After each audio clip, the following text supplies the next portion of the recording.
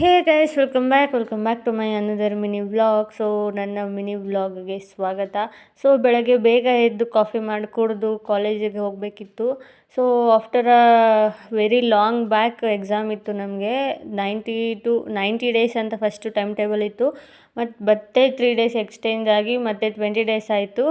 So full of 20 days ರೆಸ್ಟಲ್ಲಿದ್ದು next ಮತ್ತೆ exam ಬರೀಬೇಕಿತ್ತು. ಸೊ ಮನಸ್ಸಿರಲಿಲ್ಲ, ಬಟ್ ಆದರೂ ಎನಿವೇಸ್ ಎಕ್ಸಾಮ್ ಬರೀಲೇಬೇಕಂತ ಹೇಳಿ, ಕಷ್ಟ ಆದರೂ ಇಷ್ಟಪಟ್ಟು ಮಾಡಬೇಕು ಅಂಥೇಳಿ ರೆಡಿಯಾಗಿ ನಾಷ್ಟ ಮಾಡಿ ಕಾಲೇಜಿಗೆ ಹೊರಡ್ತಾ ಇದ್ದೆ. ಆಮೇಲೆ ನಮ್ಮ ಅತ್ತೆ ಮಗನೂ ಅವನು ನಮ್ಮ ಮನೇಲೇ ಇದ್ದ. ಊರಿಗೆ ಹೋಗ್ತೀನಕ್ಕ ಅಂತಂದ.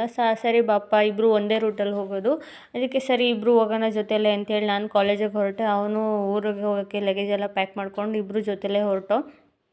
BMTCಲಿ ಸೀಟ್ ಸಿಕ್ತು ಗೈಸ್, ಬಟ್ KSRTCಲಿ ಸೀಟೇ ಇರಲಿಲ್ಲ. ಅದು ಯಾಕೆ ಅಷ್ಟು ರಶ್ ಆಗುತ್ತೋ ನನಗಂತೂ ಗೊತ್ತಿಲ್ಲ.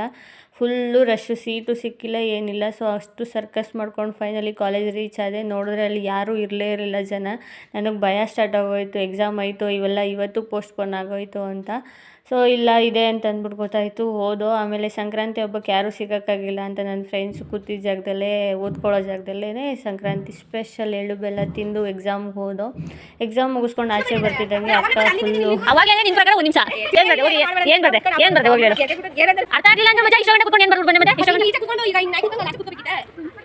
ಅವಳಿಗೊಂದಷ್ಟು ಕ್ಲಾಸ್ ತೊಗೊಂಡು ನಂತರ ನಾನು ಮನೆಗೆ ಬಂದೆ. ಮನೆಗೆ ಬರೋಷ್ಟಲ್ಲೇ ಟೈಮ್ ಆಗೋಗಿತ್ತು. ಸೊ ಮತ್ತೆ ನಡ್ಕೊಂಡು ಹೋಗೋ ಅಷ್ಟೆಲ್ಲ ಶಕ್ತಿ ಇಲ್ಲ ಅಂಥೇಳಿ ಡ್ಯಾಡಿಗೆ ಕಾಲ್ ಮಾಡಿದ್ದೆ. ಡ್ಯಾಡಿ ಬಂದು ಬೈಕಲ್ಲಿ ಕರ್ಕೊಂಡು ಹೋದರು. ಮತ್ತು ಮನೆಗೆ ಹೋದೆ. ಮಮ್ಮಿ ಅಣ್ಣಂಗೋಸ್ಕರ ಏನೋ ಮಾಡ್ತಾಯಿದ್ರು, ಅದನ್ನು ನೋಡಿ ಮತ್ತೆ ಊಟ ಮಾಡಿ ಮಲ್ಕೊಂಡೆ. ಇದಾಗಿತ್ತು ನನ್ನ ಮಿನಿ ವ್ಲಾಗ್. Thank you.